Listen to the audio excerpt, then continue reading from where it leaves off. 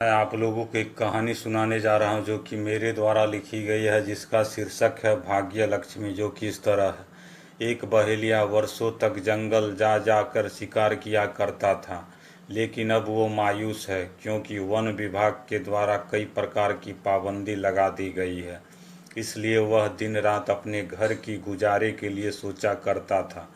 तब उसे अपने घर की धन की पूर्ति के लिए उसे एक उपाय सूझी। इसलिए वह किसी बड़े घर से दीपावली के दिन दर्जनों जलती दीप चुरा लाया और अपने घरों को उन्हीं दीपों से सजा डाला। लेकिन उसका उससे कोई फायदा नहीं हुआ। दिनों दिन जैसे जैसे समय बीतता गया वह चिंतित होने लगा। तब उसे और एक उपाय सूझी। उसने कुछ रुपयों से दर्जनों मटके खरीद लाया और घर के आसपास चारों ओर पेड़ों पर घड़ों की मटकों से घरौंदा बना डाला। कुछ समय पश्चात उन मटकों पर ढेर सारे पंछी अपना बसेरा बना डालते हैं, जिसे देखकर बहेलिया खूब खुश हुआ करता था। महीनों बीत जाने के बाद उन मटकों में पंछियों के छोटे छोटे बच्चे चहचहाने लगे, जिसकी आवाज़ सुन बहेलिया भाग्य लक्ष्मी कहा करता था।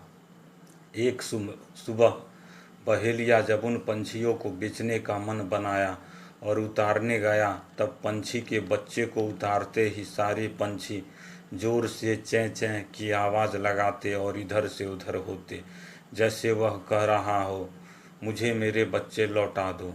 यह सब नज़ारा देख बहेलिया बदल जाता है और सारे पंछी के बच्चे को वह उसी मटके रूपी घरौंदा में रख देता है। उसी रात उसे एक स्वप्न आती है, जिसमें उसे कोई कह रहा हो, तुम्हारी इस अच्छाई के कारण तुम्हारी भाग्य लक्ष्मी जागेगी।